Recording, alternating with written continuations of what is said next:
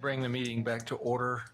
Mr. Chairman, I move that we return to open session and adopt the certification of closed session. Second. It's been moved and seconded that we move back into open session and adopt certification. Madam Clerk. Whereas the Dinwiddie County School Board has convened a closed session on this date pursuant to an affirmative recorded vote and in accordance with the provisions of the Virginia Freedom of Information Act, and whereas paragraph 2.2-3712 of the Code of Virginia requires a certification by this school board that such closed meeting was conducted in conformity with Virginia law, now therefore be it resolved that the Dinwiddie County School Board hereby certifies that to the best of each member's knowledge, only such business matters as were identified in the motion convening the closed meeting were heard, discussed, or considered by the school board. Dr. Elaine J. Pearson, District 1. I certify. Dwayne G. Walker, District 2. I certify. Barbara T. Pittman, District 3. I certify. And Mary M. Benjamin, District 4. I certify. All who are in attendance of the closed session have certified. Okay. Can I invite you all to join us for the Pledge of Allegiance? I believe we have someone from the middle school that will.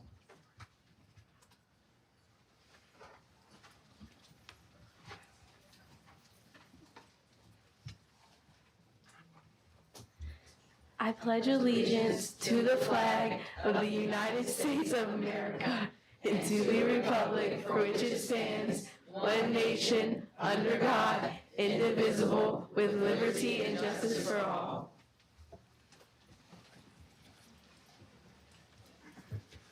Thank you.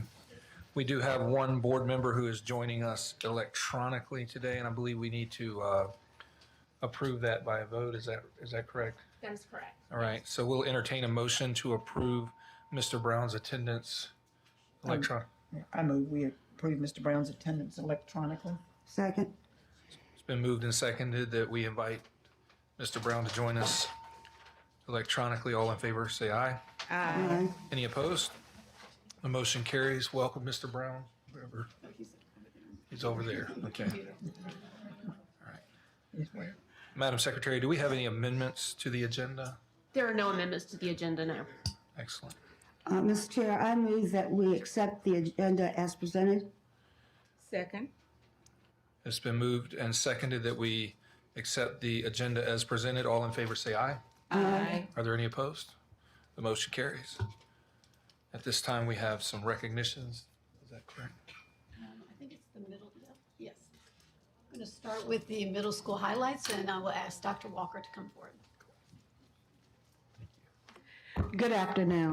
Good afternoon. Dinwiddie Middle School is proud and excited to present to you this afternoon. We are thrilled about the incredible growth we have demonstrated throughout this school year, and we can't wait to celebrate it with you.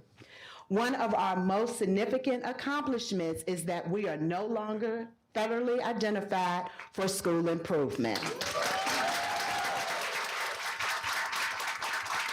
This milestone reflects the hard work, dedication, and commitment to our staff and students. It has energized our entire school community and reinforced what we know to be the truth, that showing up for our students every single day, working together as a team, delivering a strong,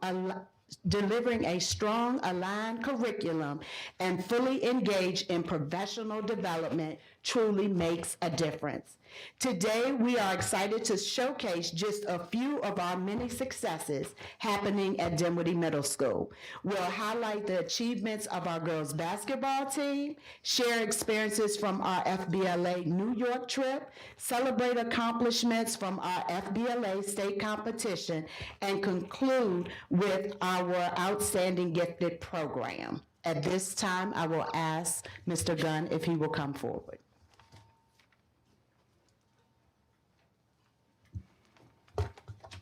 Good afternoon. Good afternoon. My name is Coach Gunn, and I am the athletic director at Dinwiddie Middle School. I want to start by welcoming parents, players, and coaches of the DMS girls basketball team. We are here to recognize their accomplishments for the 2025 season. The girls basketball team had the most successful season in school history, finishing as runners-up in our Fall Line District with an impressive 14-3 record.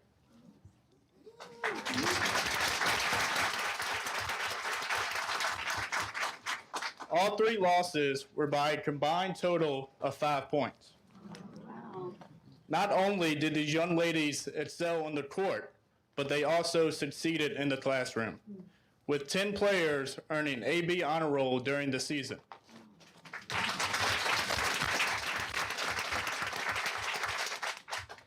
The team was coached by head coach Mr. Atkins, who has been with this program for 12 years.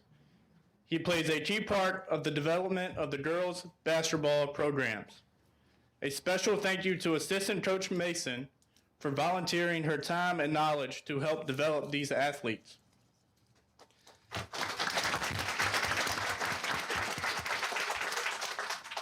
Assistant Coach Johnson for her dedication and knowledge to the team. And Coach Green, the varsity girls basketball coach, for her hard work and leadership in building the program.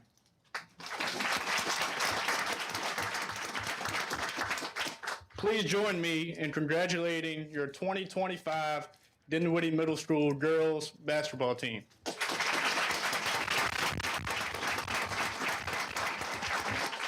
Thank you. Stand up.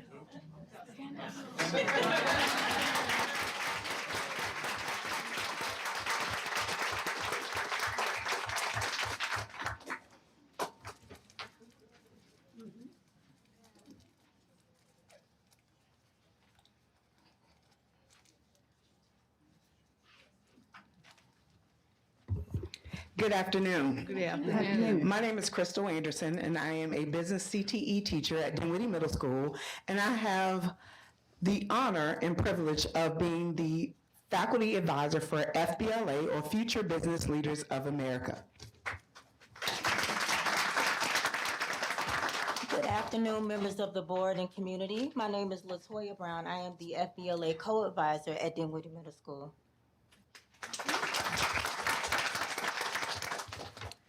I would like to thank the Dinwiddie Middle School administration, the board, and all parents and loved ones who continuously support our FBLA chapter. It is with great honor that I announce and present to you our state winners from the FBLA State Leadership Conference 2026. We had 8 state winners.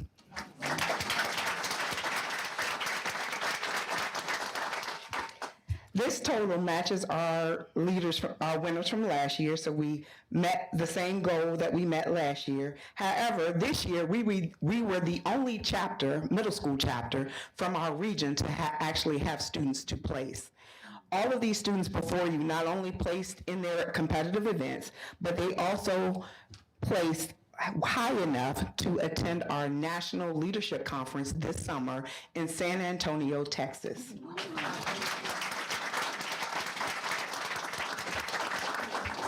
At this time, I would like to introduce our winners, and they will show you their awards. Objective test winner, 5th place, Kerrigan Sheets. And Kerrigan placed in career exploration. First place winners, and I will add that this is super exciting because these ladies partnered last year and placed first place in another event, went back this year, had even stiffer competition, and placed first place in a new event, community service presentation. First place, Morgan Williams and McCaden Nicholson.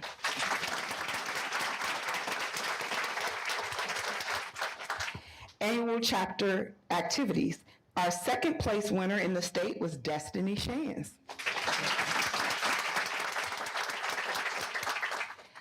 Third place winner in business ethics presentation and objective test. This young lady had to not only take an objective test, but also do a professional presentation, and she topped out 3rd in the state, and that was Miss Charlie Seaborn.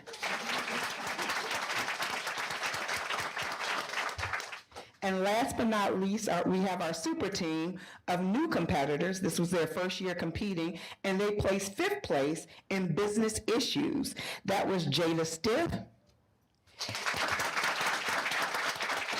Tyler Wilson, who was not able to attend today, and Lucy Andrews.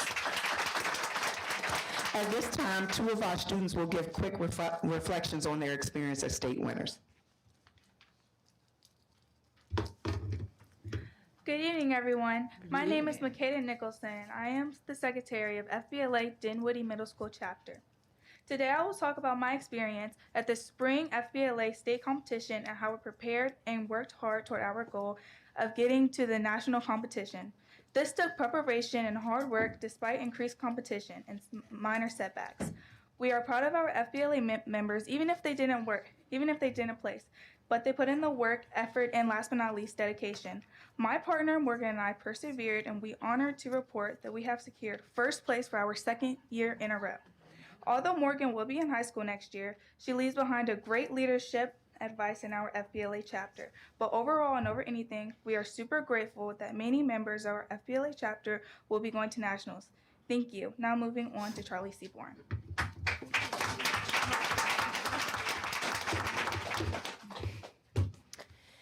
Hello, my name is Charlie Seaborn, and I am the Sergeant at Arms at FBLA Dinwiddie Middle School chapter. Today, I will be discussing about my experiences at Spring FBLA state competition and how this took time and dedication to succeed and qualify for nationals.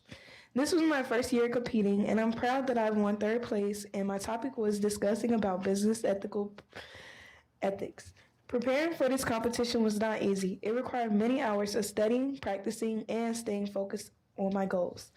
There were times where it felt challenging to where the point I wanted to drop out because I didn't think I would do well, but I kept pushing myself to improve and do my best.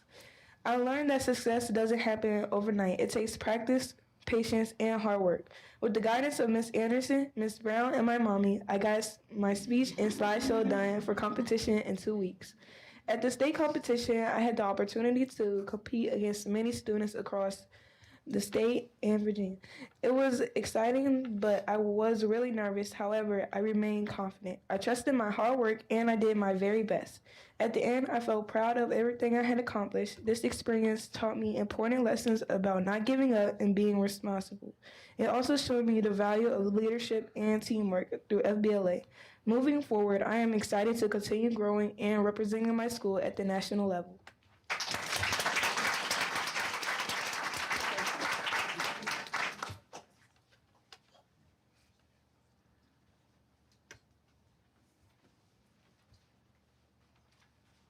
Thank you. Thank you.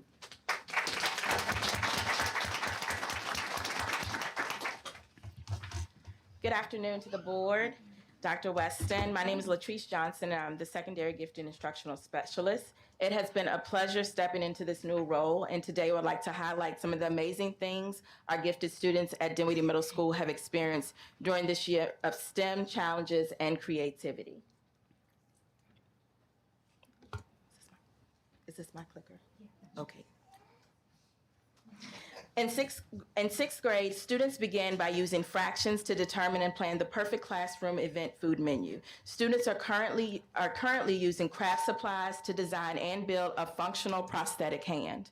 Students have additionally researched and built complex Martian habitats in order to explain how one would survive on a planet with thin air and freezing temperatures. We didn't just stay in the future. Students participated in Project POTUS, exploring leadership and the history of American presidents by creating a 1-minute video that will be nationally judged and decided next month if they're the winners of the $500 prize. 7th grade students embrace STEM challenges by creating, these are my 6th grade students, that's their Martian habitats that they're creating there in Project POTUS. For 7th grade highlights, students embrace STEM challenges by creating survival tools for a deserted island scenario with limited resources to apply concepts of evolution as well as adaptation. Furthermore, students participated in Virginia Tech's Biotech in a Box in order to cage the blob that uses slime mold to learn about the behavior of living organisms and ecological barriers. Currently, students are in the process of tackling urban planning by designing sustainable cities that balance energy needs with environmental protection. For my 8th grade students started out beginning using Newton's laws of motion, and they built Lego cars specifically designed to maximize speed. We created a school newsletter where students worked as journalists and editors to share the news of DMS. Students also use Lego Duplos to learn why communication and precise step-by-step instructions are vital for complex builds in preparation for their VEX robotics competition this Thursday in Danville, Virginia. These students have worked diligently in order to design and code their robots in hopes to win top finishes. No lessons are complete without enhancing experiences that aim to bring classroom experiences to life, as you can see in my students creating a candy treat toss during Halloween. We also visited the Poe Museum in Richmond, Virginia. We visited the Virginia Museum of History and Culture, as well as the Dinwiddie Airport, where they highlighted CAF Rise Above, where they learned about the Tuskegee Airmen and the women Air Force pilots. I look forward to creating more innovative lessons and helping students grow within this program. So at this time, in continuing with the notion of bringing the classroom to real-world experience, Ms. Destiny Shands, who is the president of FBLA, will come forward as a member of Ms. Anderson's business and marketing class, along with Bailey Johnson.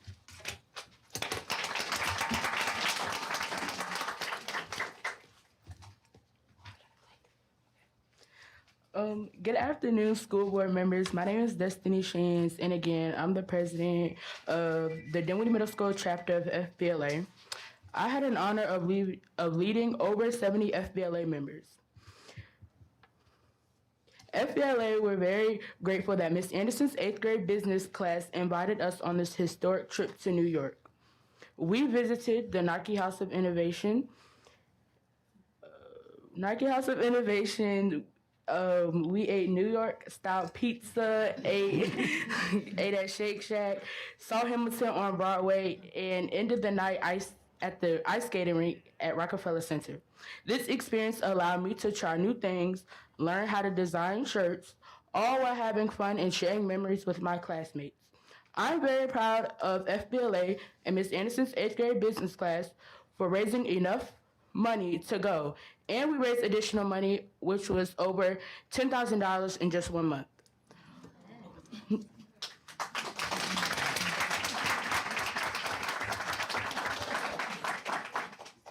With all of this hard work and dedication, this led our FBLA chapter for being ranked the #1 middle school chapter in the state of Virginia.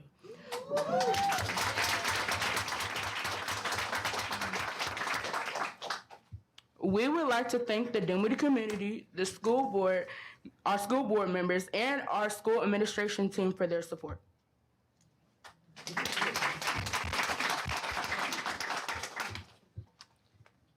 Good afternoon. My name is Bailey Johnson. The New York trip was a very fun experience and an eye-opener. As a 6th grader, it was definitely something that I've never experienced before, especially on a school trip. We got to participate in the Nike Bayou experience at the Nike House of Innovation, and we made shirts. We also went to see Hamilton on Broadway and watch actors perform and bring history to life. After that, we went ice skating, which was good for the people who know how to ice skate.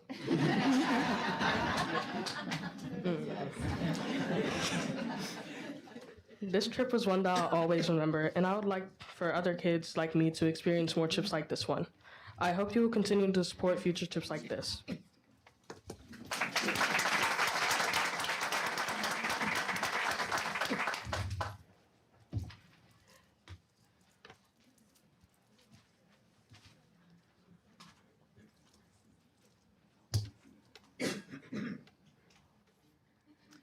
Thank you all so much. We hope that you have just enjoyed a small taste of Dinwiddie Middle School.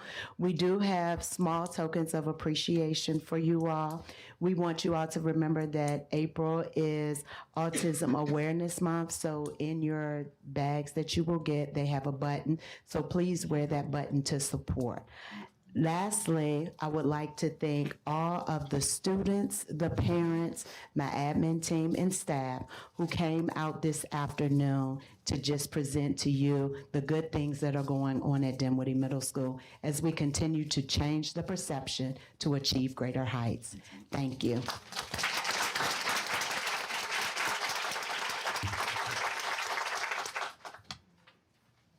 you want the parents to stand or anything?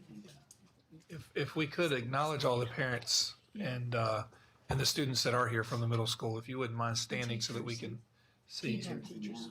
Teachers as well. Anybody that's here for the middle school today, that would be great.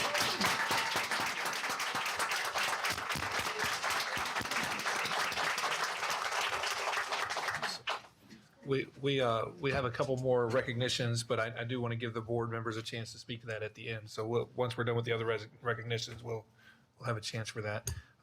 I believe the nutritional services has a recognition as well. Good afternoon. Good afternoon. Today, we are proud to recognize outstanding members of the Nutrition Services team for earning state recognition. These honors reflect not only their hard work and dedication, but also their commitment to excellence and the impact they make every single day.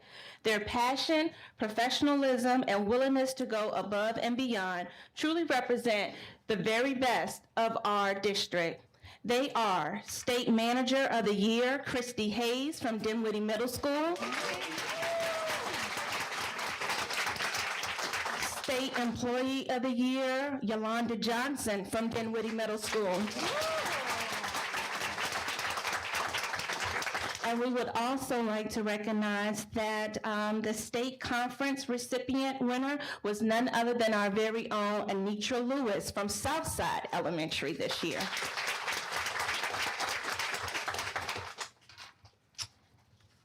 Next, we have our SVRTC Technology Awards. Dinwiddie County Public Schools is part of the Southside Virginia Regional Technical Consortium. The mission of the SVRTC is to provide members with the technology and training needed to enhance learning at all levels and drive economic development throughout Southside Virginia. Each year, SVRTC host an annual technology awards banquet. The following people were selected locally and then recognized on March 24th at the SVRTC Technology Award Banquet, which was held at Longwood University. Instructional Technology Support Award winner, and please come forward, Christine Farrell, aka Pam Farrell. Christine Farrell serves as an innovation specialist at Southside Elementary School and Dinwiddie Elementary School. She collaborates with teachers to design and implement technology-infused lessons that enhance classroom instruction and student engagement. She also integrates computer science and digital literacy directly into the K-5 curriculum. Mrs. Farrell collaborates with curriculum teams and to embed meaningful connection to technology and computer science in the division curriculum, and she creates practical help guides to support our very own teachers. She also assists teachers and students in integrating coding tools such as Root robots into the classroom lessons, making computer science hands-on and accessible for young learners. Congratulations, Mrs. Farrell.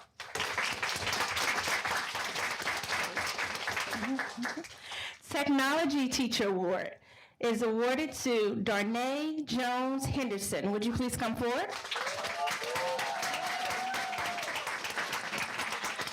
Darnay Jones Henderson brings science to life at Dinwiddie Middle School through purposeful integration of technology. In her physical science classroom, she uses QR codes for instant access to chemical change demonstrations and PHET simulations for deep virtual experimentations. Students also utilize Canva to transform lab results into professional data visualization, strengthening their analysis and their presentation skills by blending digital tools with strong instructions. Congratulations, Mrs. Jones Henderson.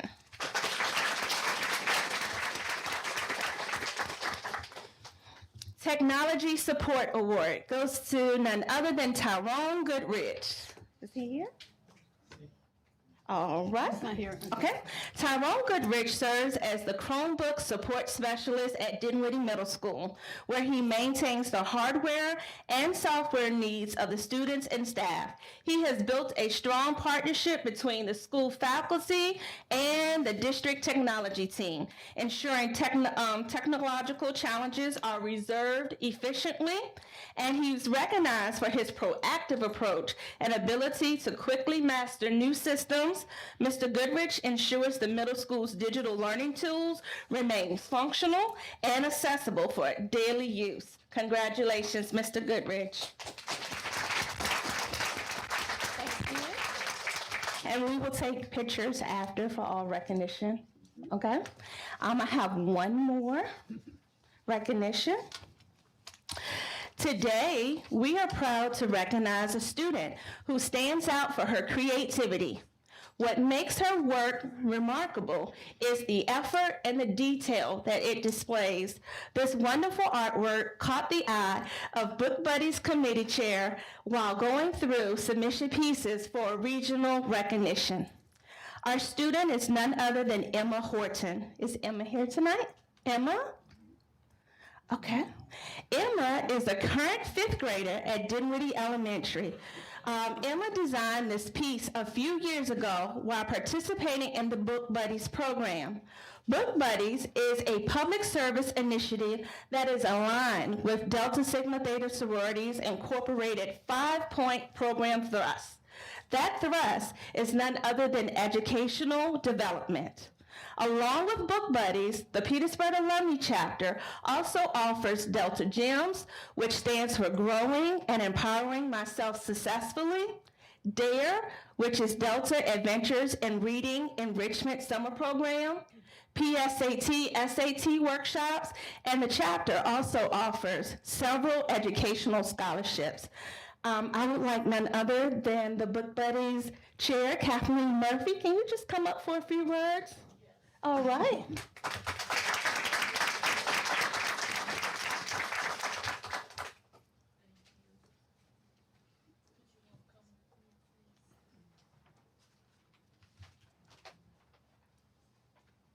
And Ms. Murphy, we do have a principal here as well in the back. So. You're welcome. Good afternoon. I'm Kathleen Murphy. I'm the chairman for the Book Buddy Committee.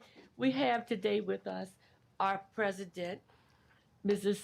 Sonia Tucker Pride, and our first vice president, Mrs. Nicole Martin. And we have several of our Book Buddy members. And I would like to thank one of your school board members, Mrs. Mary Benjamin, for coordinating this effort and making it happen for us to actually be here today. And we would also like to thank Mrs. LaTanya Williams for pulling it together and coordinating the details of us coming out. Yes, this did happen, but Book Buddies had been coming to Dinwiddie Elementary for years, each month during the school year from October to May, where we read with the 2nd grade students. And sometimes the students tend to want to thank us, and they'll do drawings or write something saying, "Thank you, Book Buddies." But this particular time, this happened about 2 to 3 years ago. We had a student there were several, but somehow this one stood out, and it's Emma Horton's drawing. So is Emma here? No, okay. Emma did this drawing. What we decided to do was to present the Dinwiddie. Her principal is here. Yes, to present Ms. Adams on behalf of the Petersburg Alumni Chapter of Delta Sigma Theta Sorority Incorporated, the Book Buddies Committee, with this. Thank you. We see each other every time we come. We decided to give this to you all to perhaps hang somewhere, a place that you think would be appropriate, because this is beautiful. And what Emma said, she said, "Thank you for being our book buddy," from Emma Horton. And you know, Emma has had challenges. And so we decided to do something special. So this is the original. And we also have a duplicate for Emma also to take home with her. And in addition to that, we have a bag of goodies for Emma. Now, I don't, shall I give that to you? Yes, and I can call them to Yes, please. It's heavy. It's a heavy little bag there. And in addition to that, we have been celebrating our 85th our chapter's anniversary. And so under the educational development, we decided to ask some of the classes, was it anything in particular that they needed? And so the second grade class decided that they needed expo markers. So for the second grade classes, we have also we're presenting a pack of the expo markers for the second grade class. So I'll give that.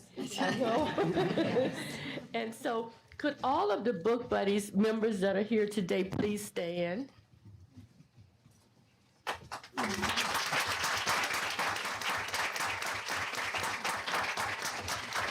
could all of our chapter members please stand?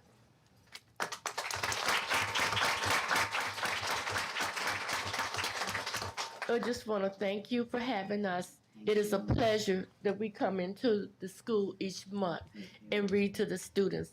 We look forward to that. Thank you so much. Thank you.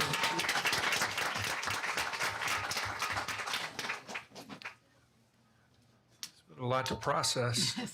I want to give an opportunity for each of the board members to say a word while we have all these great folks in the room. Mr. Chairman, I want to, congratulate everybody who received an award.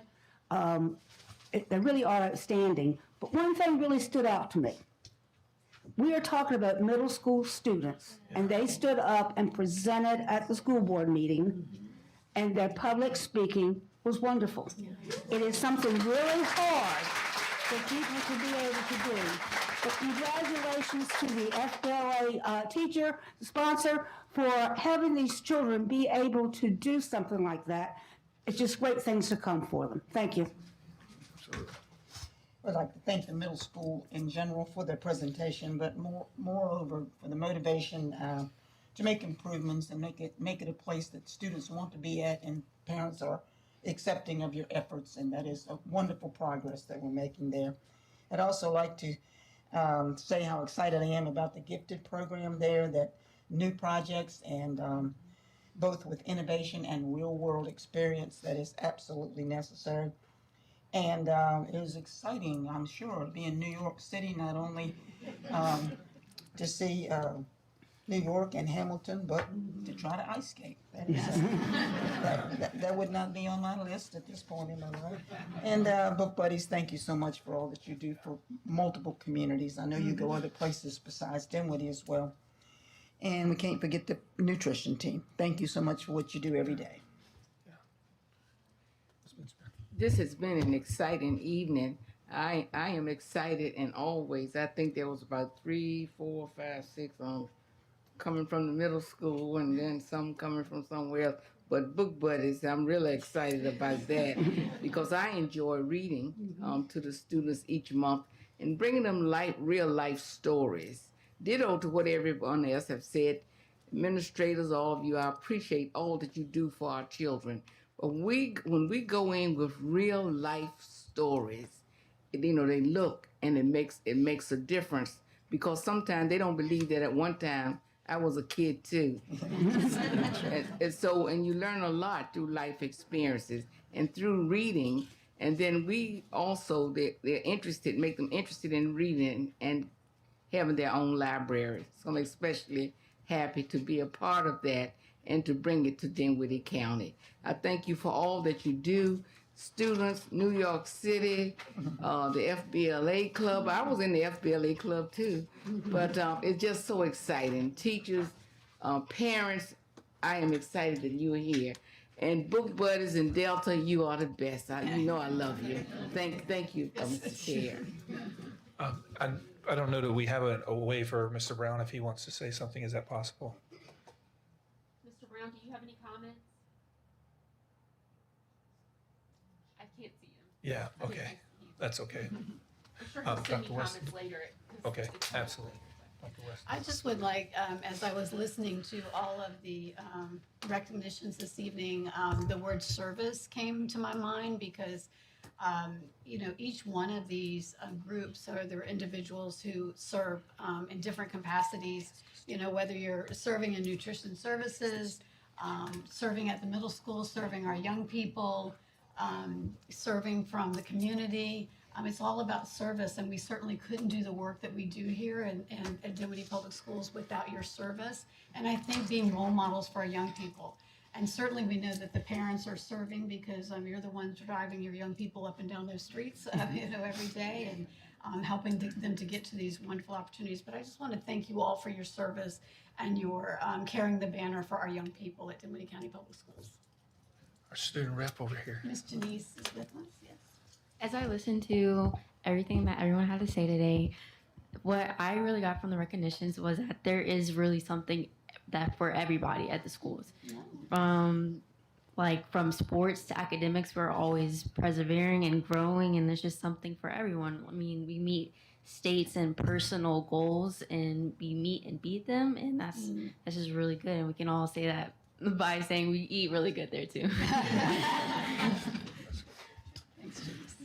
I want to start by saying, as a pastor, because that's what I do during the day, that churches could learn a lot from this Delta group.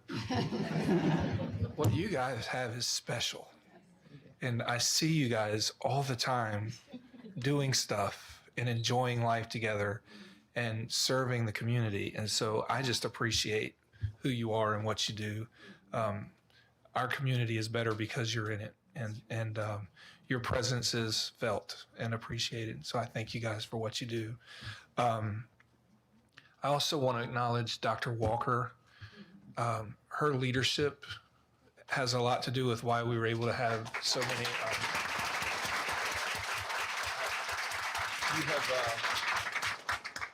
You've made a difference, and I know we've had unique challenges in recent months and whatnot that we're walking through, but you are doing good, and so I appreciate everything that you do, and I think a lot of this starts with the hard work that you've done. So I appreciate that. And even in some of these other presentations, it was interesting to note they were folks that were working at the middle school that are getting recognized. And so I do appreciate you and your leadership. And I'll also say this: so often we hear that the middle school is just a hard age, and middle schools are by their nature problematic.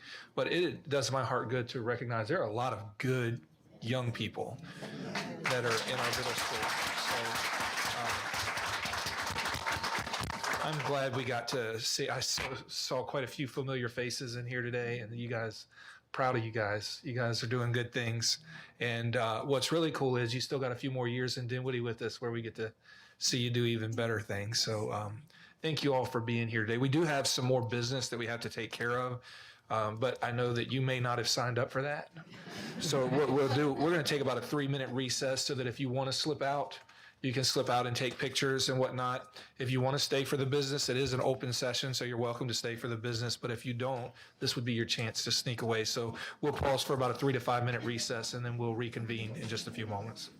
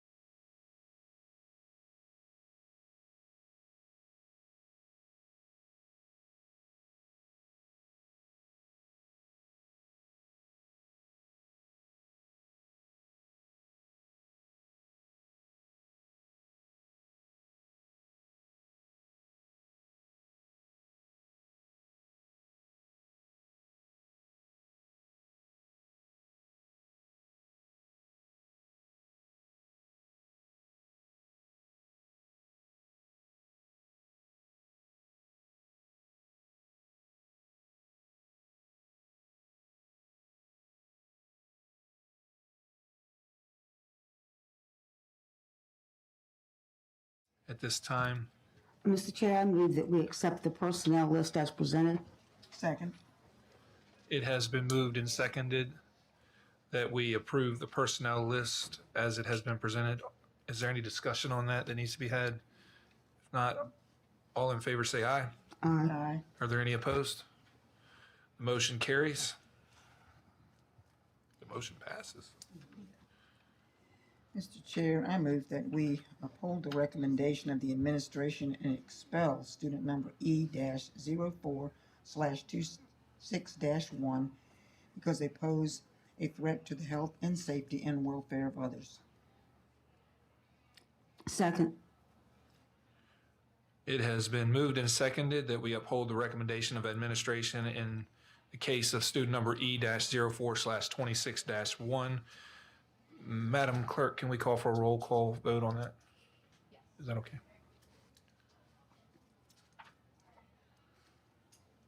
Dr. Elaine J. Pearson, District 1. Aye. Dwayne G. Walker, District 2. Aye.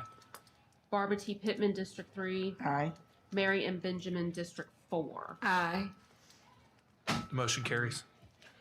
Mr. Chair, I move that we uphold the recommendation of the administration and expel student number E-04/26-2 because they pose a threat to the health and safety and welfare of others. Second. It has been moved and seconded that we uphold the recommendation of administration and expel a student in the case of student number E-04/26-2. If there's no discussion, we'll call for a roll call vote on that as well.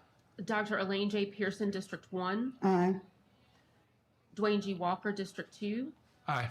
Barbara T. Pittman, District 3. Aye. Mary M. Benjamin, District 4. Aye. The motion passes. At this time, we will entertain a motion related to the expenditure reports unless there's some discussion that needs to be had about that. Mr. Chair, I move that we accept the expenditure report as presented. Second. It's been moved and seconded that we accept the expenditure reports as they've been presented to us today. All in favor say aye. Aye. Any opposed? The motion carries. Mr. Chair, I move that we accept the minutes of March 10th, 2026 as presented. Second. It's been moved and seconded that we approve the minutes for the meeting on March 10th of 2026. All in favor say aye. Aye. Any opposed? The motion carries. We now move to board matters. I believe at this time, Coach Tortorice has some field trips. Good evening. Good evening. I believe the first one we have up is the Scholastic Bowl team to Washington, D.C., seeking approval because out-of-state trip. Ms. Minitry and Mr. Watts are going to take them up on Saturday. They're going to visit, I believe, some of the foreign embassies and different things for that.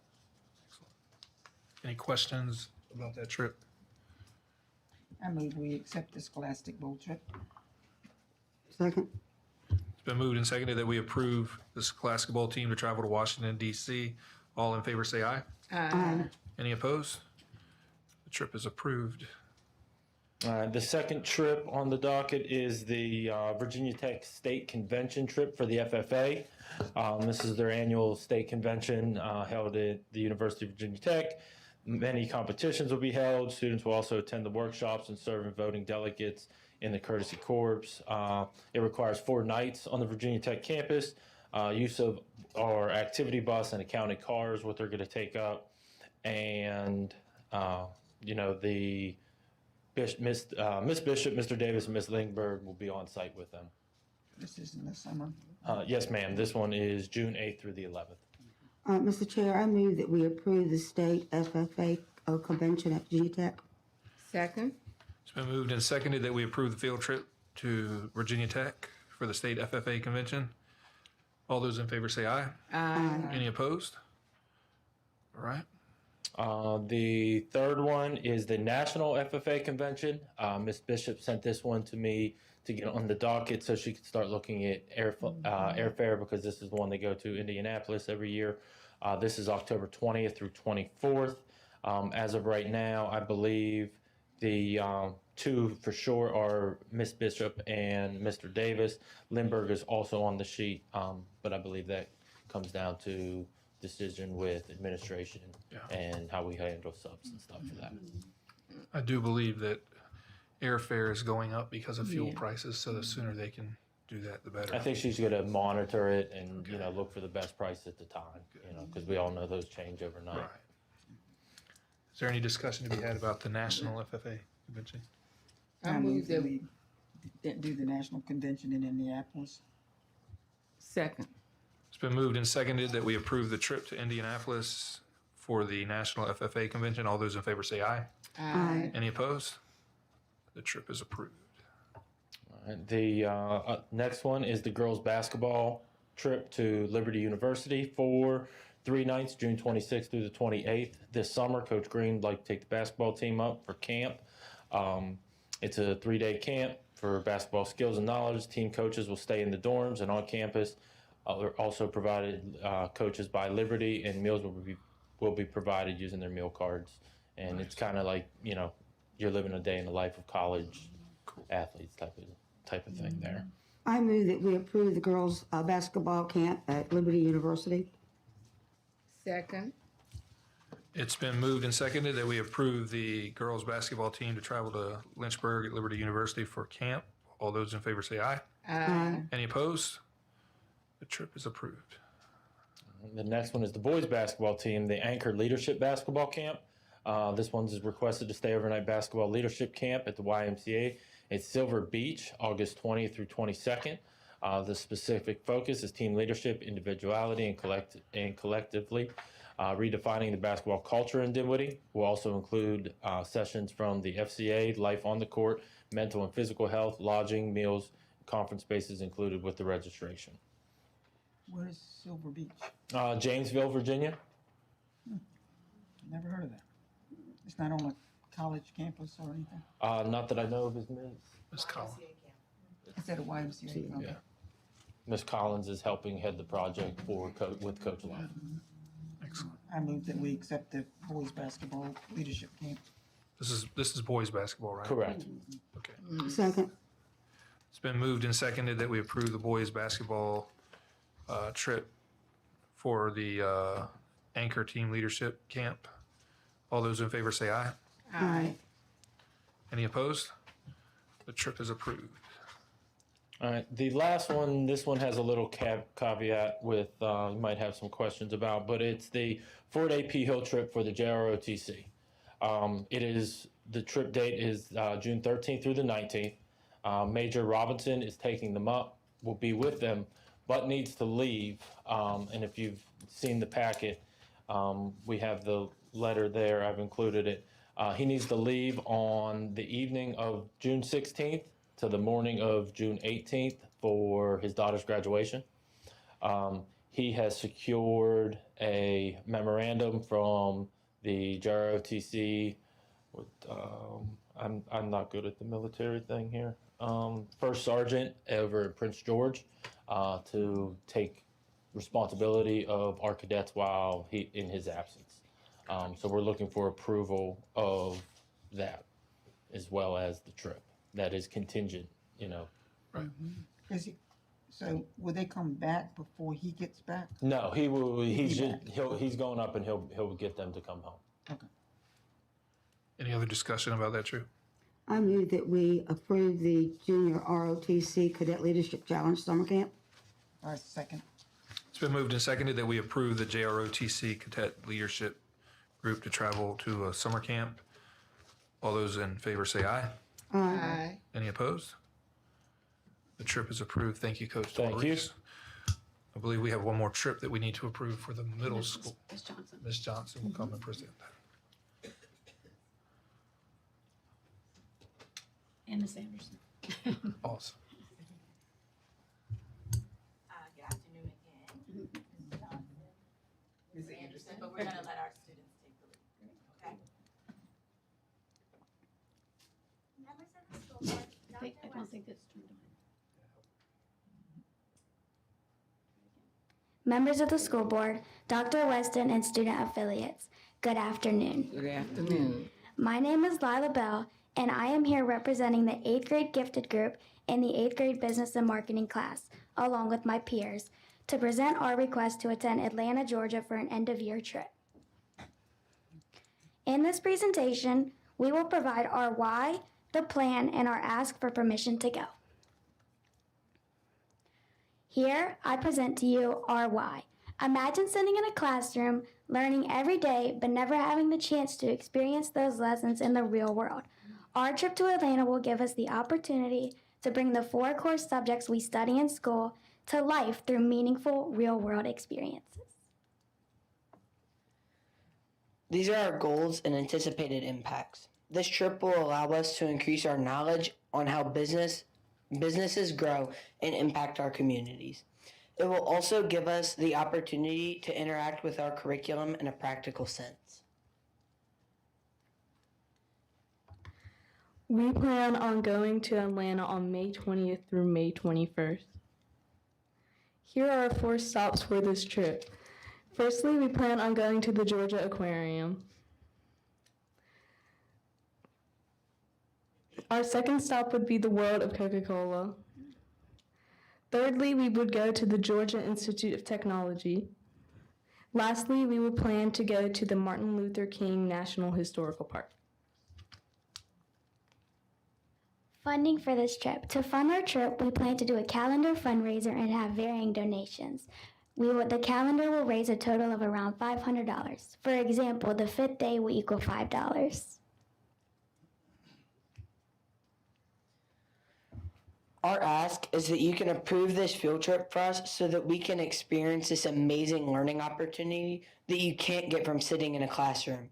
Today, if you accept this proposal, you can go home knowing that you provided an opportunity like no other.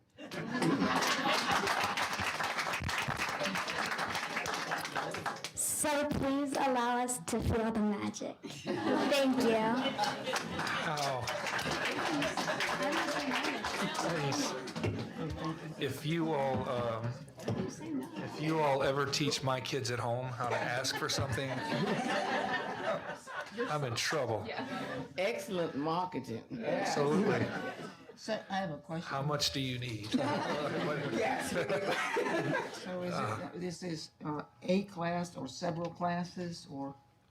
It's a gifted program. So this is a combination between our gifted program, our 8th grade students in our gifted program, as well as the 8th grade students in my intro to business and marketing class, which is a high school level class taught at the middle school. Wow. So it's a class and gifted, yes. Mr. Chair, I move that we approve the Dinwiddie Middle School 8th grade field trip. Second. It's been moved and seconded that we approve the field trip to Atlanta, Georgia for the 8th graders at the middle school. All those in favor say aye. Aye. Are there any opposed? The trip is approved. Congratulations. Thank you so much. That was good. They should have brought the plate, pass around. Go ahead. Or bag or something. Ms. Wolfick, see if you can top that.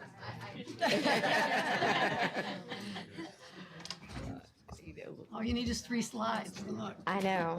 I definitely cannot top that. So I'm so sorry to disappoint, but is the clicker over here? Oh, there it is. Okay. All right. All right. Well, good evening, and thank you for allowing me this opportunity to not only present to you our priorities for the Carl Perkins Grant, but this year is also a comprehensive needs assessment year. So every other year, we do an extensive look at our community needs, our student needs, and try to make sure that we have aligned those to our funding priorities. So the comprehensive needs assessment had A through F, and these were kind of the highlights and overviews for those. So the first category was Part A, where it was CTE student performance, and I also want to identify some of the gaps and strategies for there. Section B was the CTE program size, scope, and quality. So we're going to talk about our program growth and our new course offerings. Part C was the CTE program alignment to the labor market, and I want to talk more about our CTE program expansion and how quickly that has grown and some of the challenges we've had there that we've overcome. Section D was the CTE program of programming and program of study that we offer for students, and that also aligned with our CTE program access. So I will be sharing about our special populations and equity efforts to ensure all students have access to our CTE programming. And then finally, Section E was the staff recruitment, retention, and development of those teachers. And I'll conclude with a summary of how I prioritize those. So typically each year I'm able to share with you our annual performance report that comes out on the year prior data. So this would be our 24-25 data that we recently received. And this is the first time I've had to tell you that I had some areas that I had to identify for need of improvement, but I want to explain a little bit more as to why those came up as flagged areas. So we do continue to meet or exceed the areas in most of those proficiency targets, specifically 6 out of those 9. And you'll see a sharp increase in the participation of work-based learning and the opportunities we provided with students, specifically in our 3E indicator. That has been a new accreditation piece for us. So we've been extremely mindful to watch the data and ensure our students have access to certification testing, high quality work-based learning experiences. When we looked for areas identified for improvement, this annual performance report also looks how our CTE completers, which we generally have a little bit more than half of our students, if not more, closer to 75% of our students that are considered CTE completers, meaning that they're taking 2 classes in a specific pathway sequence. But it also looks at how those students perform in the areas of English, math, and science. And so we did see a slight decline in our SOL scores in the area of English, and we know that we had more new standards introduced. So these were the first set of students impacted by the new test. We have since worked very heavily on our curriculum. We will be adopting a new HQIM for next year. So I hope to see those continue to trend upward. Our special populations, remember these are students that are identified as non-traditional, such as our female students taking agricultural classes or building trades, or maybe our males in nurse aid. They have reduced the number of classes that qualify as non-traditional, but a lot of our students fall in the special populations category, such as economically disadvantaged or students with disabilities. And then the third one that we're looking to improve is our non-traditional program concentration. So this is kind of just a summary, and I know the chart is a little bit small, so I do have it kind of summarized on the right for you. But those are the different the qualities or standards that we have to meet. And I put an analysis to show you the goal or the benchmark that we had to hit last year versus what we had to hit this year. And if you can see by those little green arrows, that's how much the state increased our performance measures that we had to hit. So there were significant increases. We used to only have to be 86% across the board in English, math, and science. And you can see that those have risen to 95.7, 94.5, and 90.3.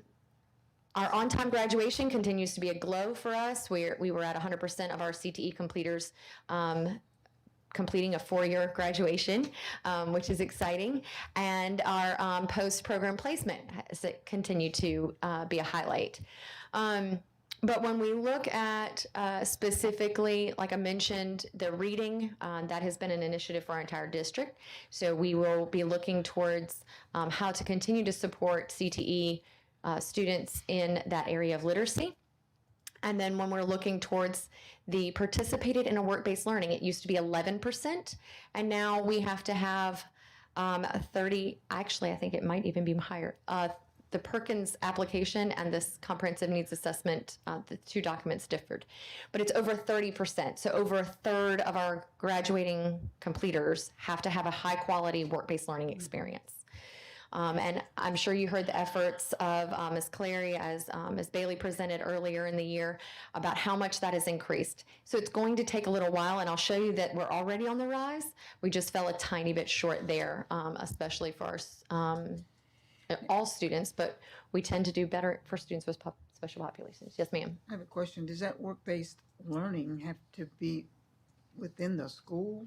No, ma'am. So it used to count service learning, externship, and a lot of other areas, and they reduced them to only 6. So we used to have a lot of other opportunities, and so now all of the high quality work-based learning opportunities that can be documented have to be 90 hours or more. So unless the student was kind of grandfathered in and had their experience prior to, we're going to be limited. We have a higher bar to meet to get all of those students a high quality work-based learning experience. So that has to be through one of our programs, though. Not if they're working after school at the. So we do have the independent study program. We do have some business partners that do accept our students. And so Ms. Clary works very hard to place a lot of our students in any of our community partners that have agreed to take on a student, and she develops a training agreement. I know some of our businesses, when they take a student, already get them registered with Virginia Dolly as a youth registered apprentice. But those are the types of things that we're going to have to continue to build. So I'll highlight in just a little bit, we have recently partnered with Bon Secours, with Cheston Animal Hospital and Fort Lee. So we're going to be looking at a major expansion of other opportunities for our students to try to meet these benchmarks. So for example, the entire senior class needs the 2 courses and to meet the criteria. But now we have to get 30% of the senior class to have these work-based. Over 30%, yes, ma'am. In their 4 years, somewhere in their 4 years of high school, yes, ma'am. Yes, all right.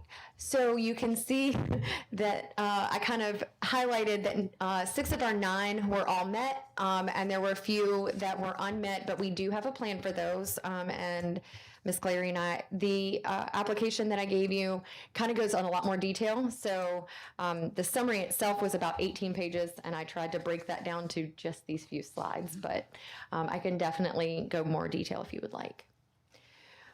We have developed 29 unique pathways to hopefully meet all the needs and interests of our students and paired specific courses with those pathways. And over the last 9 years, we've had an addition of more than 25 unique CTE classes to meet the interests and the labor demand in our community. This coming year, we will be offering floral design, sports medicine, athletic training, and office administration. And then you've heard Ms. Anderson has been coming and sharing with you the success of our students in principles of business and marketing for 8th grade. So that, in addition to Foundations of Agriculture and JRTC 1, will continue to be offerings for our 8th graders. And then one of the initiatives that Ms. Clary and I are currently working on is helping a lot of what in reviewing the data, one of the things that we notice is a lot of our fine arts students don't have CTE courses that more align with their interests. So there's a specific CTE fine art pairing that we're looking to build over the next 2 years so that there is a pathway related to CTE for every student and their interests. So this is what I was speaking to earlier about our work-based learning expansion. You can see that this is on the rise. All students versus our special population students. Remember, the denominator is a little bit different with special populations. We had roughly 180 completers, I believe, in our last data set. And of that, maybe 120 were the considered special populations. So those are the percentages that you are seeing there. But like I mentioned earlier, we're looking at new business partners in Bon Secours, Cheston Animal Hospital, Fort Lee, and that is continuously growing. We've also expanded our school and county work study placements. So we've been able to utilize our IT department, our transportation department, maintenance department, schools. I know we have a student placed at Southside right now. And one of the things that we're working toward is, what are the transportation solutions for some of these students for those off-site placements? Because when you're trying to earn 90 hours, it's a lie on if you don't have your own driver's license and transportation. So as far as meeting the needs of our special populations to ensure equity, we are trying to tackle some transportation barriers. We have been providing students transportation to both Rowani and Bright Point to make sure that they have opportunities in those areas. And then we're working on some of the logistics for expanding the work-based learning partnerships. Financial access, we've been making sure that we support students if they're interested in participating in leadership events, CTSOs. Some of the things that you heard our middle school present, we have been able to support our middle school FBLA in a lot of their endeavors. And so that has been good to be able to support them in that manner. IEP alignment, making sure that we've been working closely with Ms. Moore to make sure that our students have a good plan when they leave us, and that we're working to align those pathways and develop whatever is needed to support student in their IEP goals. We recently published a new magazine to increase awareness, especially of our students in non-traditional areas, and we'll be dropping off some big boxes for our middle school and high school students to distribute them. It has a QR code on the front that goes to kind of all the classes, the chart that I presented a couple months ago with all the classes that we have to offer and the pathways. Middle school access, giving them earlier access to our pathways so that they can become a completer earlier on in their high school career and continue in that pathway. And then, of course, continuously monitoring the data, making sure that we are watching that closely and that every student has an opportunity. As far as our teachers, we're making sure that we are recruiting, retaining, and developing our CTE teachers. And so professional development is one of the priorities within Perkins, and we have to make sure that professional development is the first one that is on the funding list, followed by our activities for non-traditional and special populations. And then the third required one, it was our support for Rwani. So it's based on a number of our students participating that goes into the formula to make sure that we are sending a portion of our allocation to Rwani. And so the final part of our comprehensive needs assessment has us kind of evaluate within student performance, program size, scope, and quality, labor market, and program and implementation, staff, and program access, where our highest priorities, and they want to make sure that those funding allocations align to that. And so I'm seeking approval tonight to upload the Perkins with these funding priorities, with the understanding that we haven't gotten our new allocation yet. So I will be uploading it with the $88,513.85 that we were allocated this past year, and then adjusting it to align with these priorities once I know my final allocation. So this is about where I am. This is from Schedule 17 of the Perkins application to kind of show the primary funding pieces. Again, Rwani is, I just put to be determined once I have the final enrollment numbers and put it in the formula to know what that is.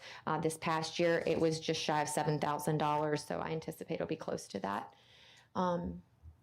So that would be all of our things. So looking forward, we're going to continue to grow our work-based learning experiences, making sure that all of our CTE pathways have the opportunity for a high-demand credential as well as an experience, and then continue to support our special populations, dual enrollment opportunities, refining our data collection processes. I know we'll have a new coordinator of accountability, and I know Patty and I worked really closely together to make sure that all of our data was I's dotted, T's crossed, to make sure that our information is correct. And then really the most important thing is making sure that every DCPS student has a meaningful, updated academic and career plan so that they know what they want to do and they have the experiences to support that. Are there any questions? That's a lot of information. I know. I tried really hard to make it as condensed as possible because no one runs to read all things I just have to write. No, it's important. Yes. So you need approval from us today to submit this? Yes, sir. I need approval to submit the Perkins grant in what they call approvable form, substantial approvable form, knowing that I'm going to have to amend it once I have my new allocation, but that the priorities listed here align with our goals in the community. I move that we approve the application for the Carl Perkins grant. Is that what it is? Yes, ma'am. Okay. It's been moved and seconded that we approve the application for the Carl Perkins grant. Is there any discussion? If not, all those in favor say aye. Aye. Any opposed? Thank you very much. Thank you.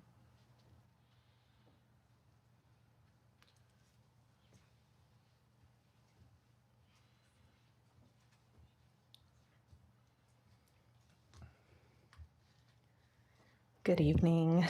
Good evening.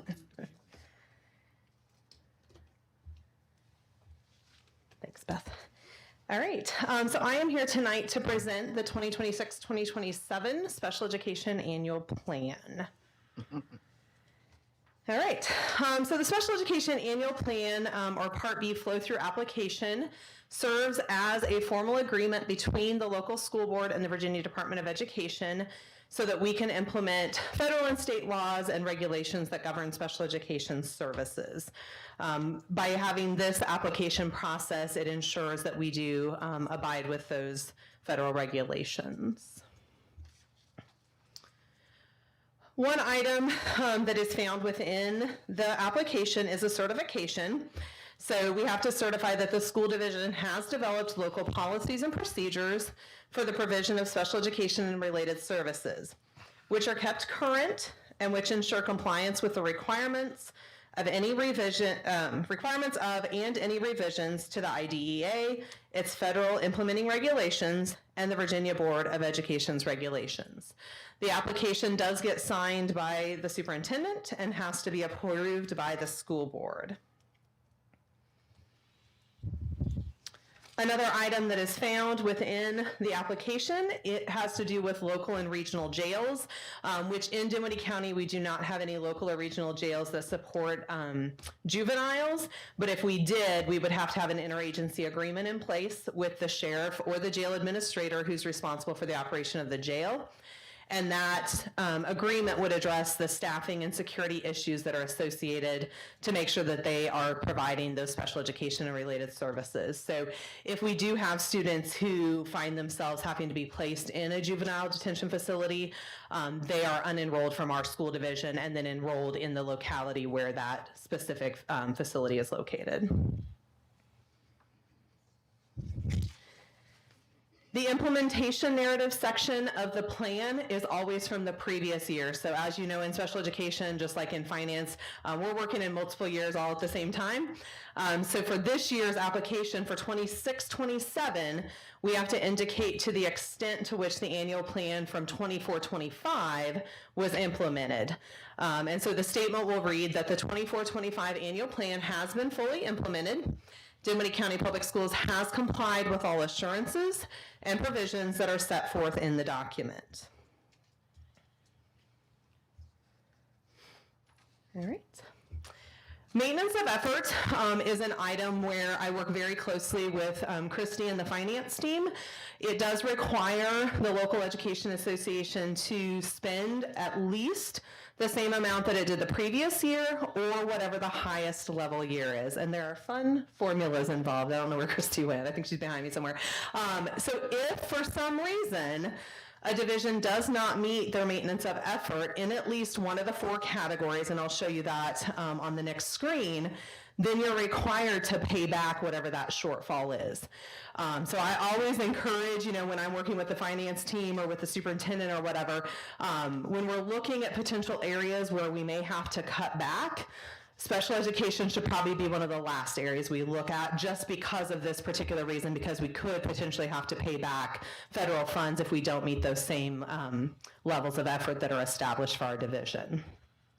If for some reason we ever do get into that situation, then that payment back goes to the state. It's done on a payment plan, and then they pay that back to the federal government. And you can't use your federal funds to pay back the shortfall. You do have to use local funds. Okay, so this is our maintenance of effort current levels for FY25. And if you look at this particular screenshot, it's going to show you a no in all 4 boxes. So when we initially did our maintenance of effort compliance for FY25, it did come back that we did not meet in any of the 4 areas. But Christy worked, to go back through looking at, did we have any staff that retired or resigned, and did we replace those positions? Do we have vacant positions currently? So we looked at specifically MOE test number 2, and she was able to submit enough exceptions to the state to offset the difference that we had not met. So at this time, we did end up meeting for FY25.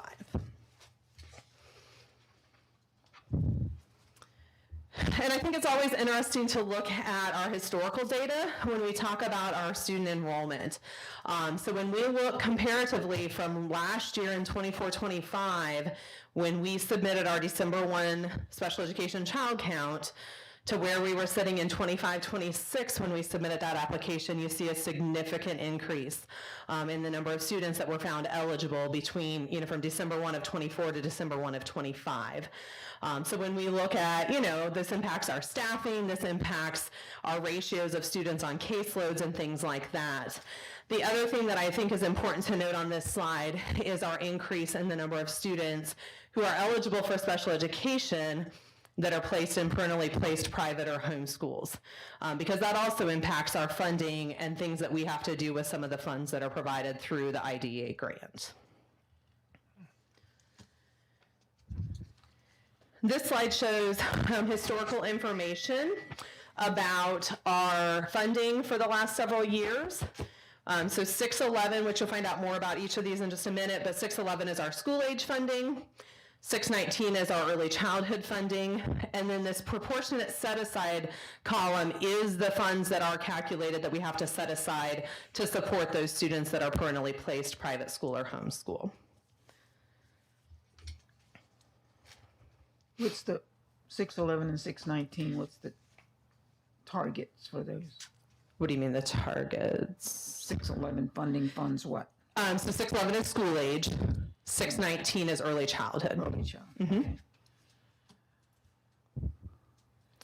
So again, like I said, proportionate set aside is a mandated set of funds. They pull that out of our 611 funds, and we have to set that aside to be able to serve students who are placed in parentally placed private schools or home schools.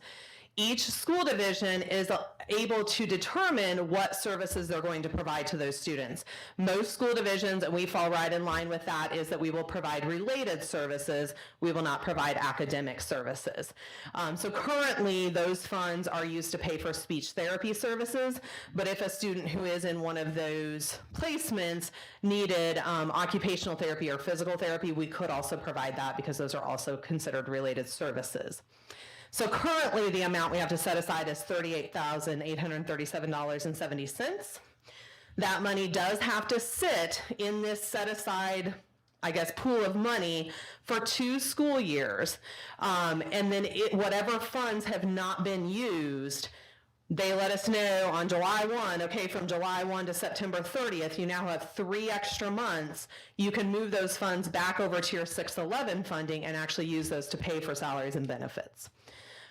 Do we provide those speech and occupational therapy physically, or we pay for them to do it someplace? No, so it is our providers that provide it. Currently, we have out of the 30 plus that are students who are eligible, we only have 7 that are receiving services. And part of that is because some of them don't have related services on their plan, and so they wouldn't be eligible for services even though they're placed in a private school or home school.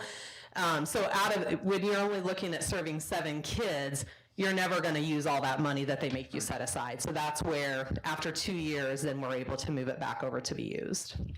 And we have some students will do what we call walk-in services, where they'll actually come to the school and one of our speech therapists will provide the service. But we do have some students who are in the private school sector where we've made arrangements with the family where we do provide those services at that location. So that is something that's in the regulation that we can provide it at the private school location as well. Okay, so this speaks a little bit more specifically to those 611 funds. This is what we call our flow-through funds. So this amount is used for salaries for special education teachers and selected paraprofessionals. There is also a small amount of the grant that we do have to set aside for that grants administration, those indirect costs. So currently in the 611 grant, we have 16 FTE of staff. So currently it's 10 exceptional education teachers, 6 paraprofessionals. That number is ever fluctuating because of course we have to look at, we don't want to use up the whole grant and then not have any money left if something happens. Say we have a student who moves into the division that requires a one-to-one and we don't know where we're going to find that money to provide it, but we're required by law to provide it. You just never know what could happen in special education that may require you to have funds available. So we do try to leave a little bit of buffer within the grant to make sure that we have some extra money there in case we need it. So, because I think last year our FTE in the grant was 15, but again, we had a student who needed a one-to-one, and so this was a place where we could put that extra FTE to be able to fund the position. All right, and then the 619 funds, which is a much smaller amount than the 611. This can be used for salaries and benefits for special education staff on the early childhood side. So this does have to be used for pre-K special education. So currently we fund 1 paraprofessional within our early childhood special education classrooms. And then same thing as what we do on the 611 side, we have to set aside a little bit of money for that grants administration or indirect costs.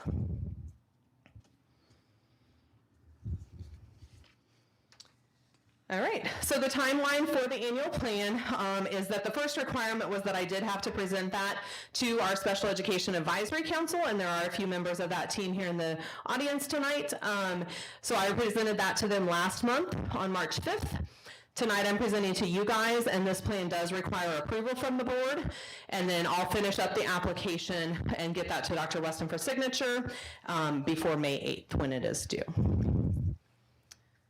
Any questions that anybody has about this particular plan? You go back to the maintenance of effort. We just had to pass any one of those 4 tests. Yeah, you're only required to pass 1. Okay, and so you said that Ms. Fleming submitted for an exception and it's already been approved? Correct. Okay. Correct, yeah. This is one of those, when we submit the maintenance of effort compliance, Dr. Weston will tell you, it sits out there in our application system with like this big red, it's overdue, because we submit, but then we have to wait for the Department of Ed to actually go in and look at those exceptions before they'll actually approve it. So, yep. Is there any other questions? Mr. Chair, I move that we approve the special education annual plan. Second. It's been moved and seconded that we approve the special education annual plan. All those in favor say aye. Aye. Any opposed? Thank you guys so much. I appreciate your support. Thank you. Who's doing the retention vote? Ms. Fleming. Ms. Fleming, I think you have a bonus. Yes.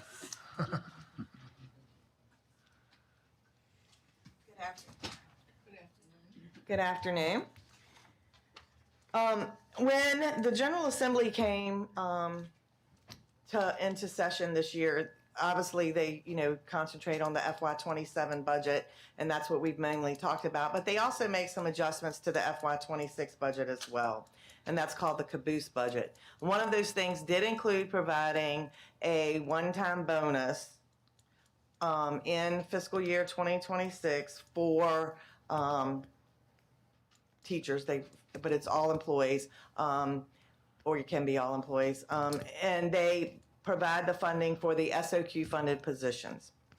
What they suggested was a $1,500 bonus. We do have some flexibility on who it's offered to and how it's offered. Some school divisions are not giving it to all employees, but we believe that we, should honor all of our employees with that. We do have the ability to use this as a retention bonus.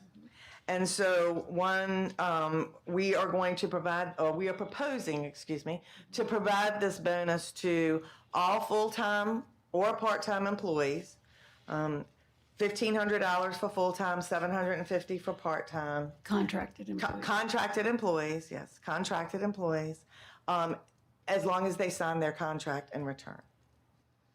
for the upcoming school year. And with this, we did this last year as well. It was $1,000 last year, and we're proposing $1,500 this year. Well, that's the amount set by the state. I'm sorry. She's asking if we have non-contracted employees. Do you want to explain who those would be? Our substitutes. Like substitutes Our, and people like that. you know, people that don't work on a full-time. Okay. Yeah, they're not required. I asked you if they qualified for part-time, but No. Mm-mm. Mm-mm. How much is this costing us above what the So state's the, doing? the potential cost could be $932,250. That's However, that's above what the state's The doing. state provided. no, I'm gonna, yeah. All right, so out of the total cost, the state is providing $533,285. The local potential cost could be $398,965. However, that's for every single employee. We already know we have resignations, retirements, retention. You know, we know that there are going to be. It's not going to be this much. Where would we get that money from? We do have the ability to cover this, but because of our large vacancy pool from this year, you know, we are able to you know, supplement this along with the state, you know, providing the funding for us as well. We do propose to give this on June the 17th, and as long as you signed your contract, you know, you would receive this bonus at that time. We have a email. Dr. Weston has an email that she is going to send to all of our employees, letting them know about this great opportunity to come and continue to work for Dinwiddie County Public Schools and receive this. But if you do, you know, leave, you will. If you, I want to make sure that, we did include that in the email. We did. That you can't just sign it and then in August decide you're going to leave. Yes. So if you decide in August you're going to leave, then that amount would be, you have to pay that money back. So Yes. we have the ability that's why I was going to ask, Yes. why didn't we wait later? But But we did that last year. I mean, we brought, for anybody that left afterward, we just prorated it for the amount of time that they did serve. Right. And we just deducted it from their last paycheck with us. Yeah. Yeah, we did all, we Yes. had ways of Yes. getting it. So, Ms. Pittman, the state is providing it to us June 1st. So we're paying it in the same fiscal year. In order to carry it over, we would have to do all the stuff with the county. Yeah. So, and you know, it's a nice gesture for those that, you know, are going to be loyal and continue to return. You know, it's you know, during the summer. I know it's taxed because nothing goes untaxed. Yes, it is. But how about, do they have to take VRS and all that out of it? No. No, Oh, that's good. No. it's just the IRS gets them. Just We will definitely follow the IRS taxing rules. Yes. Most definitely. So yes, you will not receive the whole $1,500, unfortunately, but we don't make those rules. We just follow those rules. Yes, we do. Yes, but unfortunately, we do have to do those things. But VRS would not be part of that. It's not counted in your VRS, but the 5% that we take it's not going to be taxed on that. Right. You need approval from us. I do need approval. Yes. But it's nice. Yes. It's I think our employees would be very thankful. There are some school divisions that are not able to do it because they don't have the local funds. So they have to get the money I mean, back. so they can't the accept the non-SOQ. funding. Yes. Yeah, that They is- can't accept the funding. They have to So give the money back. Now, you know, it just baffles me when they're going to the state is going to wake up to the inequities of the SOQ. Because ours isn't quite, it's more than half. Or not. yes. I do- Yeah, they are providing, you know, at more than half. But I mean, even if they, you know, it's the SOQ positions they refer to it as. But you know, even so, some states don't even. I mean, some localities don't have enough to be able to provide the local match that's required Right. outside of that. You know, so we are lucky that we can do that. I do applaud Christie. I think that as soon as the governor put that out there, I mean, she immediately went to work to keep that in front of mind so that we could make certain that we could afford employees this No, I opportunity. think it's an excellent idea. I move that we approve the fiscal year 2026 retention bonus. It's been moved and seconded that we approve the retention bonus for the fiscal year 2026. All those in favor say aye. Aye. Any opposed? On behalf of all of the employees, we thank you. You're welcome. You gotta clamp down. Policies, you remember the last time we were together, we did provide you with a copy of the most recent Virginia School Board Association policies. Most of them are just updates to the code. We just need approval to move forward with those and putting them into our policy. I move that we adopt the VSBA suggested policy updates. Need a second for that. Second. It's been moved and seconded that we approve the VSBA policy updates for implementation. All those in favor say aye. Aye. Any opposed? Motion carries. Now we have some do we have any new business, Madam Clerk? There is no new business, Mr. Chairman. So Superintendent. Yes, I'm pleased to, Mr. Tucker and Ms. McLaughlin, I believe, are going to come and provide us with a transportation update. They've been so quiet down there, we don't even know they're down there anymore. So they're doing, oh, Mr. Tucker. Well, his day starts at dark 30, so we should have moved him up closer to the top, so. Good to see you this evening, Mr. Tucker. Good to see you too, Dr. Weston, and the rest Always of you a also. pleasure. Let me see what pair of glasses I need to wear. Chris is there to keep you awake. Oh, he's got several glasses. He's not, look. Okay. Look. First of all, good afternoon. We're working right on the evening time, though. What I wanted to do this afternoon is to kind of give you an update as to where we started this year and where we are now.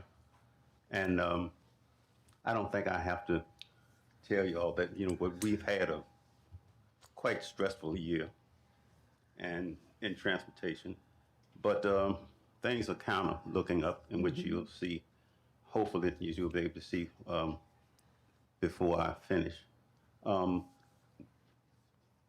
What we strive to do, first of all, our entire goal is to transport students from one place from home to school in the safest manner possible. And I know you have heard that the bus driver or someone from transportation is usually the first person that a student sees in the day, and the last person from the school system that they have contact with. And what we hope that our drivers will do is to greet those students with a smile. We know that it doesn't always happen, but they would greet them and get them at least in line or ready to start a positive day. Because if you can start off positive, then perhaps it will continue into the school. Once they get to the school, it will continue, through lunch, continue through recess, and continue through the remainder of the day. And also, they can come back home and enjoy a good afternoon with their parents. Glasses.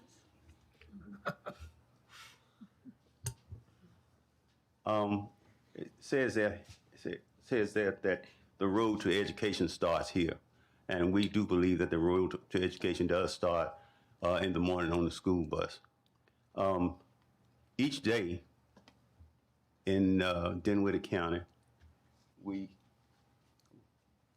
waiting on you. And each day in Dinwiddie County, we transport approximately somewhere between 3,000 to possibly 3,500 students daily. Whereas most of us, when we said school transportation, we think about the yellow bus.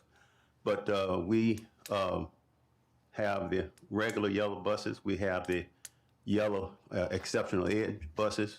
We transport students by cars, by vans, by, and we've, even with our McKinney-Vento students, we are even transporting some by activity, we use one of our activity buses. Also, during the day, we have, we're constantly moving kids from one place to another. Special trips, athletic trips, midday shuttles, and then also after-school programs. We also go to Rwanda twice a day and back. We serve schools that are both in and outside of the district. We have one bus that goes to Richmond, drops off at 3 schools, and then has to do a return trip back to pick those kids up in the afternoon. So we know we're constantly on the go, and we have people who constantly depend on us. Most of this is made possible by our 2 routing specialists. On average, we have, they have routed somewhere between 35 to 50 students per route. We have 60 routes. Well, we started out with 60 routes, and now 60 routes less than an hour long. We have, as far as general education, there's a total of 63 routes. Exceptional education, 18 total routes. McKinney-Vento, 3 total routes. And then we also have to get kids to and from 11 schools that are out of district. Those may be in Richmond, Petersburg, Hopewell, Powhatan, they're just various places. And it takes a lot to keep up with that, it takes a lot, first of all, to get it all scheduled. Then it takes a lot to keep up with it. And on any given day, if one key person or 1 or 2 key people are out, it can really put you, have you kind of just running around trying to figure out exactly what you need to do to get it all done.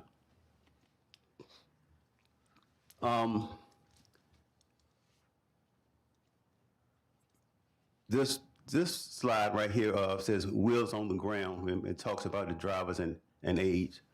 We have a total of 61 total drivers and aides. General education, we have 38 drivers. Exceptional education, 17 drivers, 6 aides. Additional transportation needs, we have, as I mentioned earlier, field trips.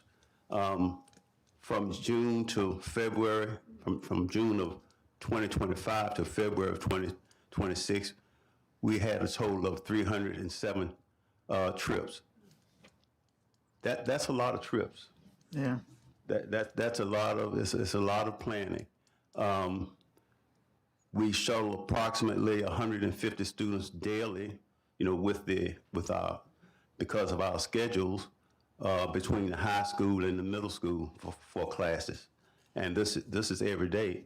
And so it's just a lot of moving parts, that, and as I said, if you get one of those pieces doesn't get greased or doesn't get oil, then it can just throw things off. And what happens, and something that I know all the principals over here have had to deal with. Every principal has had to deal with it. But when you deal with it, I've already dealt with it. And that is the late bus issue.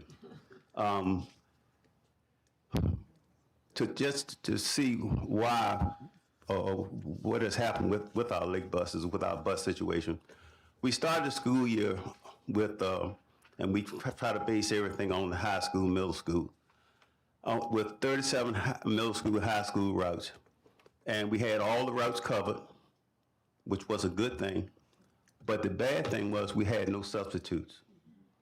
So when a driver or an aide called out, then that meant that typically other drivers would have to complete their routes, then come back to cover.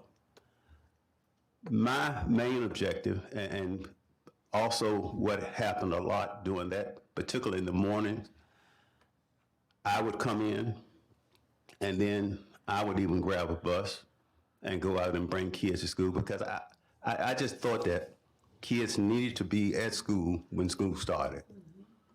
You know, they could sit around a while once it ends, you know, or maybe someone could come and pick them up or whatever, but I just felt that they needed to be there, or they need to be there when school starts.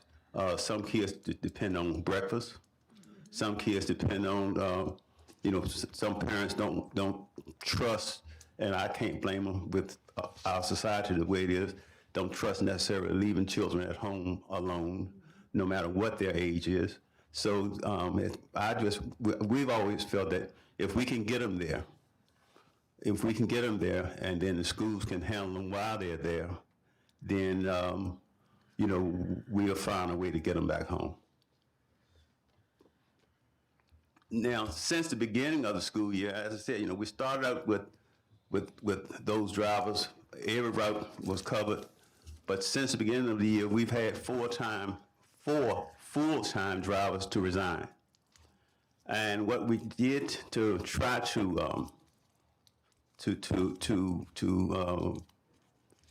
ease our pains a little bit was that we ended up going back and looking back at the routes that we had started out with, and basically we collapsed 3 bus routes. In other words, we did away with them. We have a midday person who comes in and does most of that midday shuttle. What we did with him was we also have used him to cover some of those routes that are out. So I have hired 2 full-time drivers, and we currently have some people that are, you know, I hope that it goes through. My fingers are crossed, and that is the raise that Dr. Weston is talking about giving the bus drivers, because we have had a real flux of applications. And I think the word is getting out there. People are realizing that, you know, we're going to start paying what other districts are paying, or we're attempting to pay what other districts are paying. And hopefully we will be able to have ourselves fully staffed and be able to just to kind of sit back and be where we were 5-6 years ago. We have, as I said, we have struggled. We've struggled since COVID, but I think a lot of places have struggled since COVID because you know, of the workforce.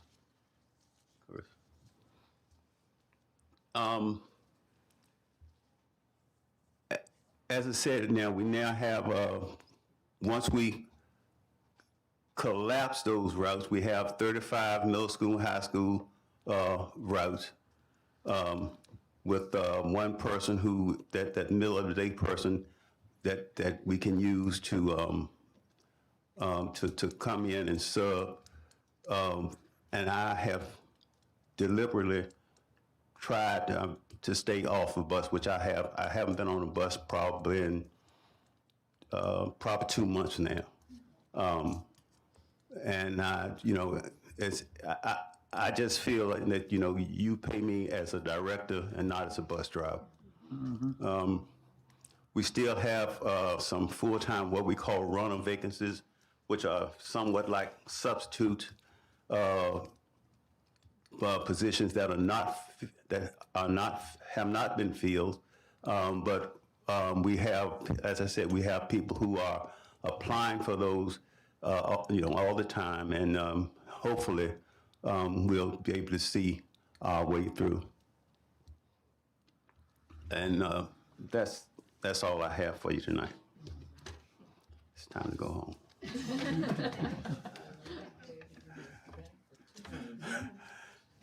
Thank you.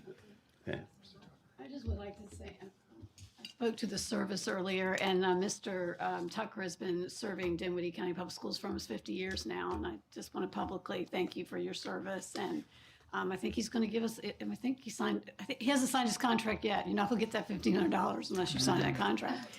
But we do appreciate everything you've But done. I can take it and run? No, you may not do that. But I do appreciate your service and your willingness, even though you haven't been on a bus for the last 2 months, you are always willing to do whatever it takes to get the kids to school and from school, and we appreciate that so much. And I don't think we ever say that enough to you. Thank you. All right. Yes. Good people. Finally, tonight, the last presentations, we'll try to make this relatively short and painless. This is Simone Carpenter. She has been working with us probably for about a year now. She represents a district management group. And she's been assisting us in the development of our new strategic plan. So tonight, she's just going to provide us with an overview of what the process has looked like. You'll be given a copy of the draft as it stands right now. You'll have the next couple of weeks. They have everything in the next couple of weeks. But she just kind of wanted to talk a little bit about it and familiarize you with what we've been doing for the past year. Ms. Pittman's also been participating with this in the process as well. So, Simone. Perfect. Thanks, Yes. Dr. Weston. Yeah, sure. Good evening, everyone. Good evening. My name is Simone Carpenter. I'm a director with District Management Group, and I've had the absolute distinct pleasure of partnering with the team here in Dinwiddie County Public Schools over the last year or so on building what we call a focused and results-oriented strategic plan, which will help guide DCPS over the next few years in making decisions, allocating resources, and ultimately getting results for students, staff, and the district. This is Might have to go side to side. Is there one that clicks to the side? just this Would I one. click? Maybe. There you go. Maybe it's that I have to point it. Maybe. If it doesn't work, I can click through for you. Perfect. All right. So we'll start with some introductions. Again, we'll make this as quick and painless as possible. Talk about our methodology. We had two major phases of our work, our needs assessment and then the development of the plan. So we split those two up and talk about each one. And then end with next steps, which this is your first introduction to this. And hopefully at the next or one of the next upcoming board meetings, you all adopt this plan. All right. So as I said, I'm from District Management Group. Over the last 22 years, our work has been on our mission to to achieve systemic improvement in public education by combining management techniques and educational best practices. And everything we do is really focused on the intersection of three big questions. First and foremost, what's best for students? And to do that in a sustainable and lasting way, you also have to think about what's best for staff and what's best for the budget. And so we really focus on the intersection of those three questions. And over the last 22 years, we've partnered with hundreds of school districts coast to coast, a few others in Virginia, but also ones across the country, rural, urban, suburban, and everything in between. And what we've learned is that there's uniqueness in every single district, and there's also some common challenges that districts are facing. In addition to our work on their consulting, we do some other work. We have a cloud-based scheduling software, we have a journal, and we do our Breakthrough Results program. And I'm going to skip through this quickly, just introduce myself. I've been with District Management Group for about 8 years, worked with over 50 school districts across the country, really helping build strategic plans and thinking through how do we allocate our resources towards our strategy. And just one other thing you should know about me, I started my career in the classroom in San Jose, California. I was a middle school math interventionist. Okay, so we'll jump into our methodology. So we had 4 key goals that drove our partnership with DCPS. First, develop an actionable strategy that helps navigate tough trade-offs and guide decision-making to improve outcomes for students and stakeholders. Second, build support among stakeholders and buy-in for the path forward. You'll see in a little bit, we did a lot of community and stakeholder engagement throughout this process. Third, a strategic plan should help drive results with specific priorities, measurable goals that enable you all to track progress. And finally, allow you to realign your resources towards key objectives through a thoughtful, results-oriented strategy. So our work followed two major phases. So everything in blue is what we did, and then setting you all up for implementation, which is what's in gray. We started with performing our preliminary analysis. That started with gathering a working committee that included Dr. Weston, Ms. Pittman, members of district leadership, school staff, and community members. So it was really an interconnected working committee, and we did what we call our needs assessment, which is getting the most comprehensive understanding of the current state of things here in DCPS. And then in a series of meetings with that working committee, we worked to actually write a new mission and vision for the division, codify a theory of action, develop a set of priorities and measurable goals, create an initial draft, and then what we actually do is we go back out. And so we ran a second survey with the community to ask them for feedback on those pieces of the strategic plan. And what we heard from the community is that it's pretty spot on for where the division needs to move. We already talked about our goals, so I'm actually just going to skip this slide for the interest of time and talk about our strategic planning framework, because this is a framework we've used with hundreds of districts across the country. We believe a strategic plan needs to start with a mission and a vision. That's the long-term aspirations. This really shouldn't change every 5 years. This should be, what do we really believe is true for our students, our staff, and our community. That leads to a theory of action, which is the fundamental belief around what are we going to do differently that's going to lead to better results for our students, our staff, our community. And then we believe a short list is better than a long list, so developing a short list, 3 to 5, we have 5 in the DCPS plan, priorities, which are the key areas for district success. And with each priority is a short list of how you'll measure progress.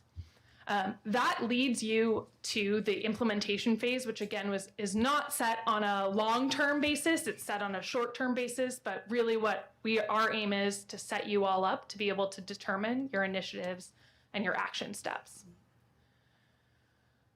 Just to quickly orient you to each of those components, first is the mission and vision. Again, this is the long-term success. If you ask yourself, what does success look like for students and or for DCPS over the next 5 to 10 years? And we actually did exactly that with a lot of stakeholders, and that's what helped develop the mission and the vision statements we're sharing with you tonight.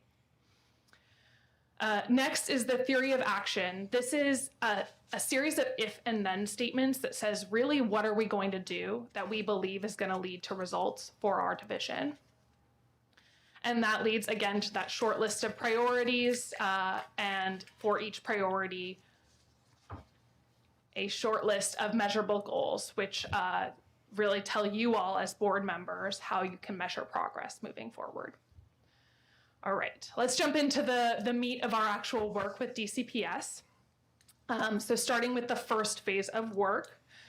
And so we started our needs assessment with a lot of stakeholder engagement. We tried to engage the community in DCPS on a number of different topics and a number of different settings and ways of engaging. We ran 2 community meetings back in September, one at Dinwiddie High and one at Sutherland Elementary School, where we had about 50 community members come and share their thoughts with us. We also did 34 interviews and focus groups. That was with district leaders, school staff, community members, and students. And then we did a community survey because we want to make sure that everyone had the opportunity to provide input. And we got about 360 responses to that first survey. And then, as I said, we did a second survey later on. We got about 170 responses to the second survey. In addition to all of that qualitative evidence that we gathered through focus groups, interviews, community meeting, community survey, we also looked at tons of quantitative information, enrollment trends, outcomes, attendance, staffing, budgets. We tried to get our hands on everything we could to really deeply understand the current state of things in DCPS. And I have 2 slides that summarize what we learned. This is the qualitative themes. we learn three big things through our qualitative themes, and these are things that make DCPS truly a unique place. And the first is the strong sense of community and care. I will say I've worked with over 50 districts. DCPS is unique in your sense of community, your sense of care here. Stakeholders across the organization noted a deep sense of community, a family atmosphere. Folks mentioned that leaders and staff have pride, have a culture of care as defining characteristics, and new staff said, I felt welcomed immediately upon joining the team at DCPS. When we heard from leaders, we heard there's a strong connection between ongoing work and the strategic plan. And when we heard from staff, we heard that there's an opportunity for a more unified direction to say, how do we use this plan and actualize it in our classrooms? And then finally, the student experience, and this is something I heard tonight, I'm sure you all have heard many, many times, but I had my first chance to hear about it tonight firsthand, is just the wide range of opportunities for students in DCPS, especially for your size. Again, this is something that I've worked with a lot of districts, makes DCPS unique, is for your size, you have so many opportunities for students. Actually, regardless of size, you have so many opportunities for students. And feedback from students, staff, families highlighted that really wanting to make sure that opportunities continue, that strengthening student well-being supports and a school climate is really important for DCPS moving forward.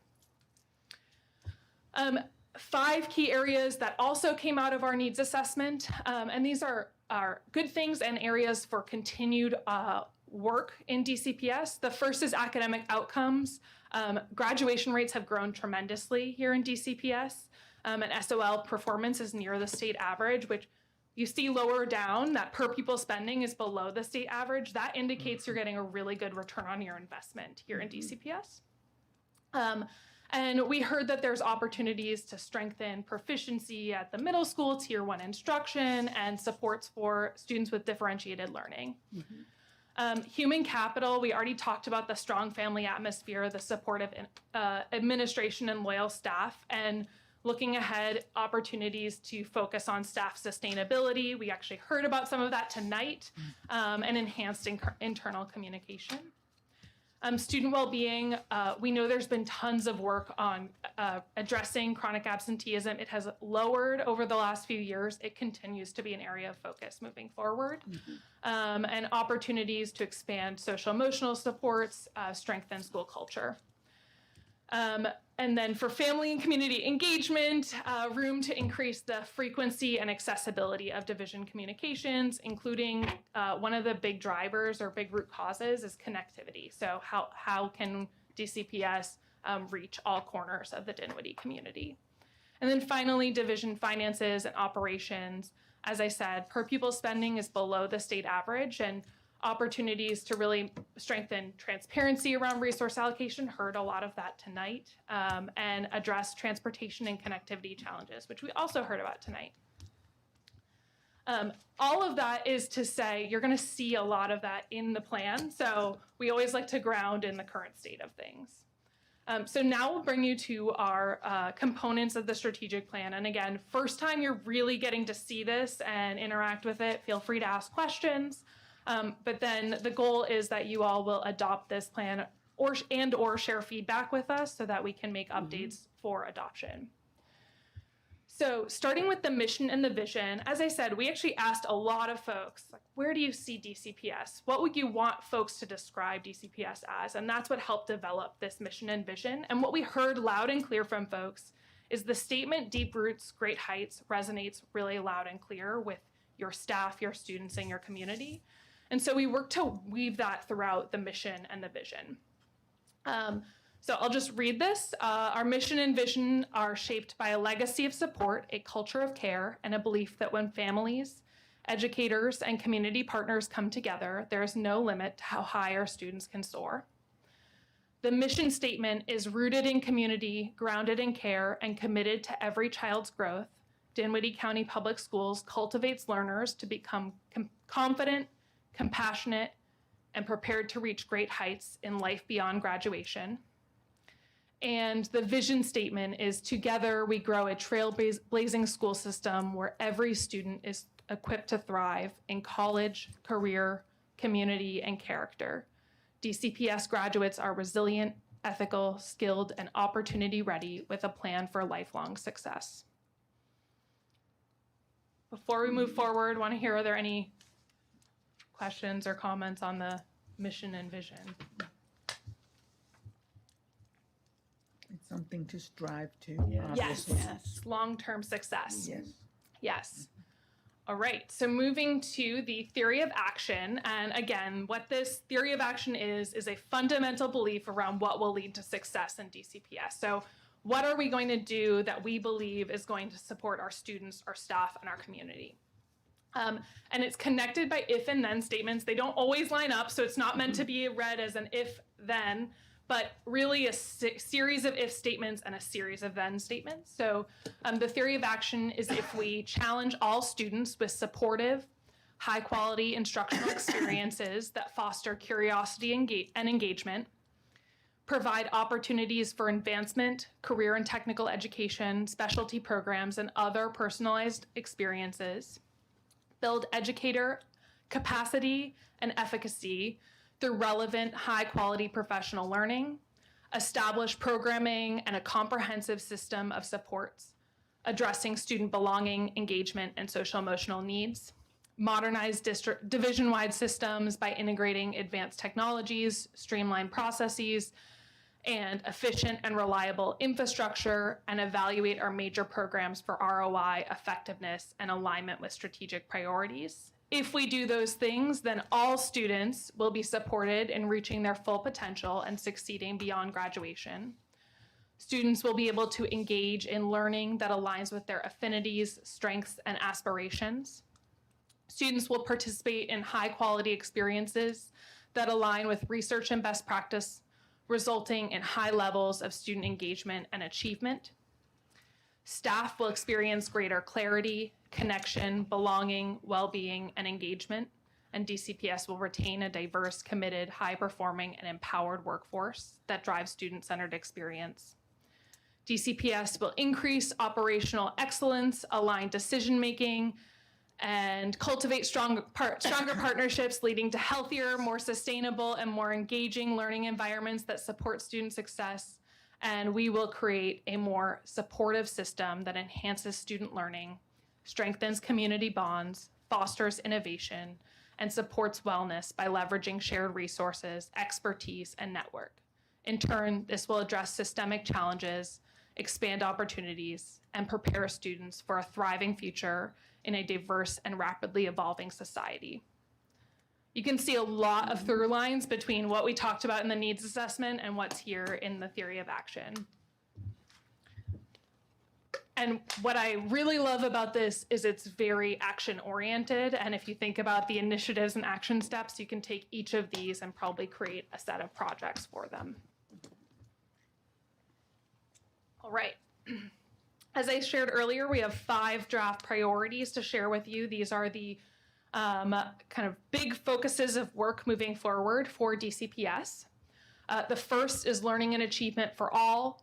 DCPS challenges learners to be future-ready, critical thinkers, and creative problem solvers, engaging them in real-world experiences that prepare them for opportunities beyond high school.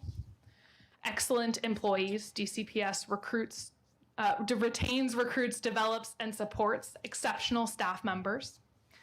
Culture of care and well-being, DCPS provides a welcoming, supportive, and safe environment that fosters resilient and productive schools and workplaces where everyone thrives. Families as partners, DCPS cultivates positive relationships with all stakeholders to enhance communication and strengthen mutual trust. And finally, trusted governance and strategic partnerships. DCPS strengthens public trust in Dinwiddie County Public Schools through transparent governance and operations, aligned partnerships, meaningful engagement and input from stakeholders, and shared ownership. Again, you can see a pretty direct through line between the needs assessment and these 5 priority areas. Before we move on to measurable goals, any questions, comments about the priorities or theory of action? All right, so for each of these, you're gonna see somewhere between around 4 and I think 8 measurable goals for each of the priority areas. We always recommend having a list that is about that long for each priority area because you really can collect data on so many things. If you go back to our first slide, we had probably 15 things we collected data on. Each of those 15 things you could probably expand to 10 each. This does not mean these are the only data points that DCPS should be looking at, but really these are the things that you all are committing to the community for around each of the priorities. So for learning and achievement for all, how DCPS will measure success is in the percent of students showing reading on grade level by grade 2, the percent of students showing readiness on the 3E readiness framework, participation and pass rates in advanced coursework in middle and high schools, graduation rates, percent of students who enroll in college, career, and/or military, school accreditation status, and the school performance framework scores. For excellent employees, measured by the percentage of fully and provisionally licensed teachers, retention rates, the percent of staff who are rated highly effective on the performance framework, the percentage of staff who would recommend DCPS to a friend or colleague through referrals. This is a really good one. I'll just say, I think this is a really good one because people who sing your praises are gonna bring a lot of things along with them. The percentage of staff who report satisfaction where they work on this, with where they work on the staff survey, and the percentage of classrooms implementing evidence-based practices. For the culture of care and well-being, you'll see that a lot of the employee ones were on the excellent employees. So the culture of care and well-being is mostly being measured by student engagement measures, so chronic absenteeism, behavior incidences, students feeling connected in a social emotional way on a social emotional screener, and the percentage of students who report a sense of belonging on a student survey. That is one of those things like recommending a friend. It's a power metric. It brings a lot of things along with it.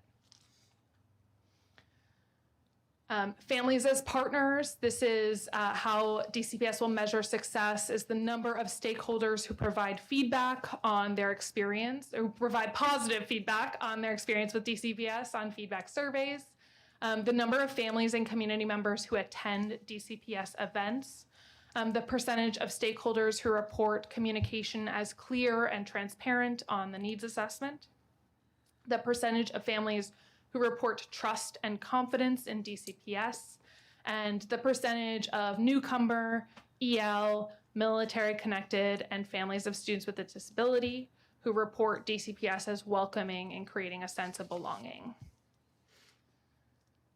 And then finally, trusted governance and strategic partnerships. This is some of the other operational things. And this is where you could get a laundry list of a lot of measures. And so really saying, what are the things that we want to see movement on, financial audit data, enrollment data, stakeholders who provide positive feedback on resource usage and transparency. And then the next 3 are really important because they're saying, are we making progress in the other things that we've shown? So our capital improvement plan, department level goals, knowing that each department has their own metrics for success, and strategic plan goals. Are we moving the needle on all the other things we've committed to? And then the number of stakeholders who engage with DCPS meaningfully, and the alignment of community partnerships with strategic priorities. All right, so that was all of our strategic plan components. Any questions or comments from folks? All right, so what happens from here? So first and foremost, hopefully you all adopt this plan in the next month or so. And that is the first thing because that gives the district leaders a green light to move forward with implementation, which is initiatives and action steps. Initiatives are the specific projects related to each priority. A lot of the things we actually heard tonight could kind of fall in initiatives related to things like culture of care and well-being, or student learning and achievement for all. And then action steps are the who, the what, the where, the when, the how. Who's going to take these actions? How are they going to happen? And it's a good way of kind of tracking progress towards goals. So that is where things are to go. As a next step, voting on a finalized and adopting a finalized strategic plan. The other attachment in tonight's board meeting, in addition to these slides, is the draft strategic plan, fully designed. We would love for you all to read through it, share your thoughts, feedback, and questions, and we're happy to make any updates or adjustments to prepare for you all to adopt this. And then from there, it's the green light to get moving on implementation. Thank you all so much for your time and engagement tonight. I really appreciate it. Thank you, Simone, so much for all of that. I was hopeful that, I guess it's not loading. I was hopeful that we could show the profile of the Dinwiddie learner. Yes. I do want to thank Dr. Clay and her team. If you could just scroll down to that, because this really is something I think we started years ago, and Dr. Clay and her vision and her team. Can you go down to where does this one not have it? It does. It's right here. Oh, there it is. So for each level, the team has put together what that would look like. So we're all kind of working on the same thing. We know what we want students to know and be able to do by the time they get to graduation. Then we backed it up so you can see it at K1, at 2, 3. And so I really am so pleased with this, and I think our families are going to be so pleased with this as well. But it kind of connects all of our work together. So I thank Dr. Clay and her team for helping to put all of that in place. And you guys did a great job bringing that vision to life, so to speak. So thank you all. But we have a lot to look at, a lot to review. And this has been, it's taken some time, but I feel like we're getting closer and closer. I can't wait for us to actually sit down and really work on the action steps and what that would look like in practice. But we have a lot of work to do with that with some of our leadership teams over the next few months. So. But if you all would take the next couple of weeks, and if you have feedback or anybody from home has that as well, we'd welcome that feedback from you all. Yes, and we're here to help get it to the finish line. Thank you, Simone. Appreciate it. We appreciate you so much. Thank you. Thank you. And then Ms. Pittman and I attended Maggie Walker. Did you want to say anything, Ms. Pittman? About? Sure. They had lots of meaningful trips. They had some over spring break, but they also have some this summer. And it's so impressive. They have a foundation that helps raise money to offset those trips. And that foundation had raised like $50,000. And the students still have to pay some, but have to help raise some. But it really takes the sting out of being able to have the meaningful experience. And some of those experiences were international. Yes. So that is absolutely wonderful opportunities, and we have students that are participating in that. And the other thing was that this time of year, their programs were entering into some state and national contests, and they received several national awards. And they had brought a group of students in that had won those awards, and they shared with us what those were.